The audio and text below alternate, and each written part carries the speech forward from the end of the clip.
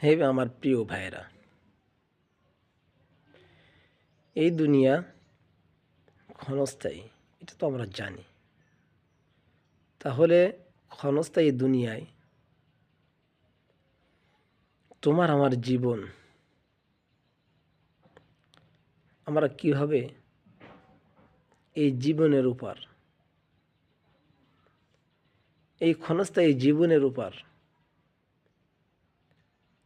চলমান গতি, যে গতির ভিতরে আমরা দুনিয়ার তামাশা, দুনিয়ার রং তামাশা সব কিছু বিদ্যমান, কিন্তু সেই গতিটা কি বোঝার জন্য একটু ফিকির করার প্রয়োজন আছে। হে প্রিয় ভাইরা, প্রিয় বন্ধুগণ, যারা আমরা দুনিয়ায় আছি, আমরা ভেবে চিনতে দেখি যে আমাদের পূর্বের বহু লোক এই পৃথিবী থেকে চলে গেছে,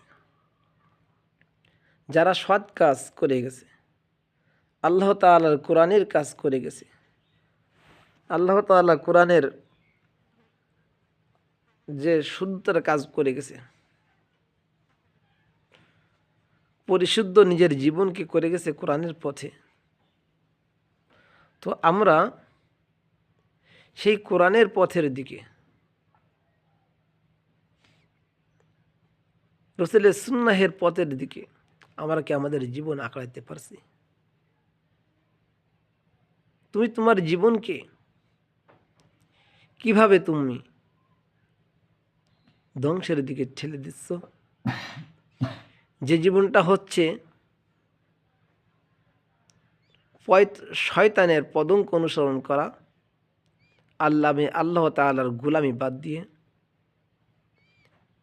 বন্ধু, তুমি যখন চলে যাবা, তোমার সম্পদ, দুনিয়ার মাল দৌলত, কোটি কোটি টাকা পয়সা সব কিছু তোমার থেকে বিদায় নেবে। কবি বলেন, किसी खाकी पहमत कर खाक अपनी जिंदगानी को, জওয়ানি কর ফিদা উস পর জিসনে দে জওয়ানি কো। কোনো মাটির মানুষের পিছনে পড়ে তোমার জীবনকে ধ্বংস করে দিও না। ওই সত্তার উপর তোমার জীবনকে উৎসর্গ করিয়া দাও, যিনি তোমাকে যৌবনকাল দান করিয়াছেন। হায় আফসোস, যদি আমাদের জীবনের মর্যাদা আমরা বুঝতাম, প্রত্যেকটা সময় যদি আমাদের কিনে কিনে ব্যবহার করতে হতো, 1 মিনিট সময় 1 টাকা দাম যদি হতো, 24 ঘন্টা সময়ের ভিতরে কত মিনিট যায়?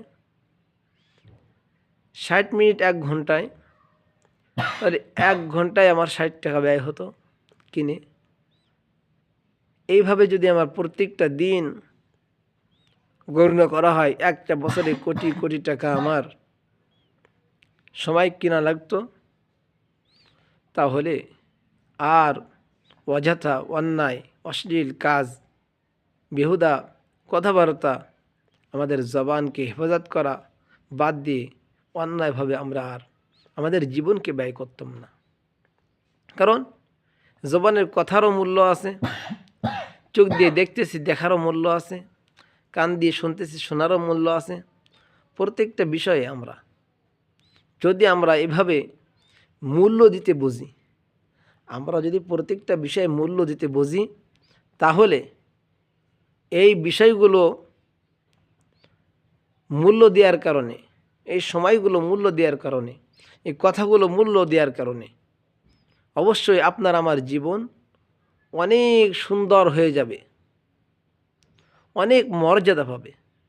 তো সুন্দর এবং মর্যাদা দেওয়ার জন্য নিজের জীবনকে আল্লাহ তাআলার প্রতি কুরবান করতে হবে।